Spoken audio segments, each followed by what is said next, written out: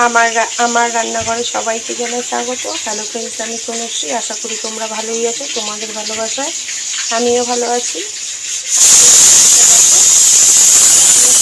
রান্নাঘরে পটলের ভাজি বানাবো পুর ভরে। তার জন্য দেখো পটলগুলোকে ছাড়িয়ে নিয়েছি, মাঝখান দিয়ে কেটে এই যে দানাগুলো বের করে রেখেছি, ধুয়ে জল ঝরানোর জন্য রেখে দিয়েছি।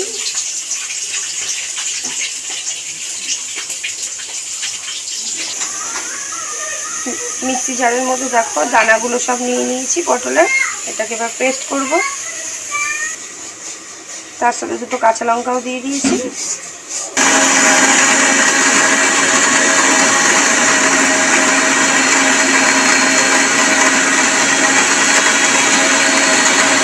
নিয়ে নিয়েছি, এবার পেস্ট করা দানাটা দিয়ে দেবো। কোচানো পেঁয়াজ দিয়ে দেবো। আর পেস্ট করার সময় তো আমি লঙ্কা দিয়েছিলাম, কাঁচা লঙ্কা, তাই জন্য লঙ্কা কোচানো আমি আর দিচ্ছি না। সেদ্ধ আলু ম্যাশ করে দিয়ে দেবো।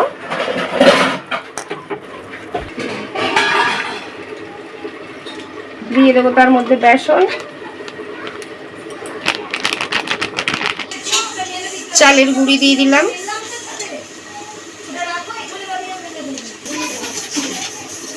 হলুদ দিয়ে দিলাম,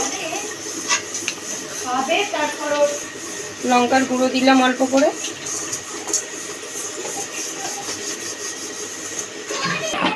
দিয়ে দেবো কালো জিরে, স্বাদ মতো নুন। সব সময় ভালো করে মেখে নেব।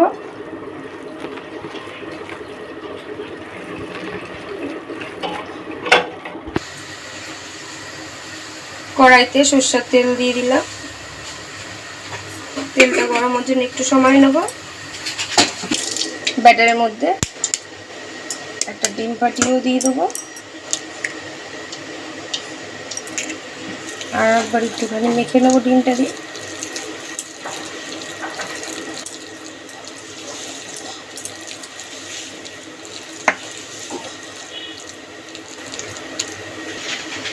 এবার পটলের মধ্যে দিয়ে দেবো পুরটা।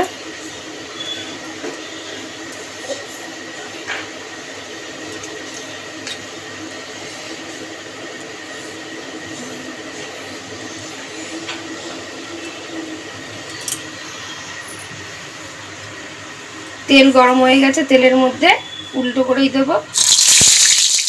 আর গ্যাসটাকে লো ফ্লেমে করে দেবো।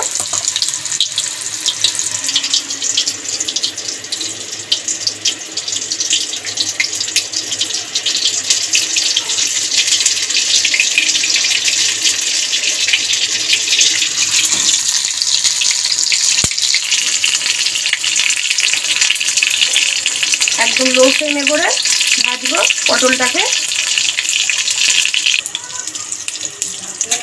উল্টে দিয়েছি, এবার ও পিঠটাও ভালো করে ভেজে নেব। হয়ে গেছে দেখো, একদম লাল লাল করে ভাজা এপিট ওপিট। এবার আমি নামিয়ে নেব। পটলগুলিতে আমি কিন্তু আগে একটুখানি ধুয়ে হালকা করে নুন মাখিয়ে রেখেছিলাম বন্ধুরা, তোমাদের সাথে আমি বলতে ভুলেই গেছি। এবার পটলটাকে এরকমভাবেই পুর ভরে দেবো। তোমরা চাইলে পুরো এরকমভাবেই একদম ভরে ভরে দিতে পারো, কোনো অসুবিধা নেই।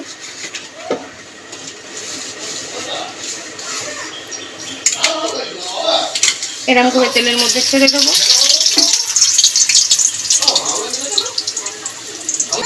পটলগুলোর মধ্যে দেখো পুর ভরে রেখে দিয়েছি। একই রকম করে ভেজে নেব।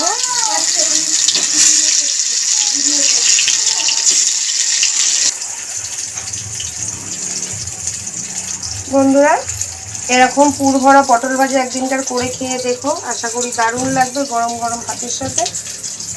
পুরো একদম অন্যরকম। আমি তো বলেই থাকি আমার রেসিপি দেখে তোমরা বাড়িতে করে খেয়ে দেখো, আর কেমন হলো সেটাও কমেন্ট করে জানিও। ভালো থাকবে, সুস্থ থাকবে। Thank you. ভালোবেসে পাশে থেকে লাইক শেয়ার সাবস্ক্রাইব করে দেবে।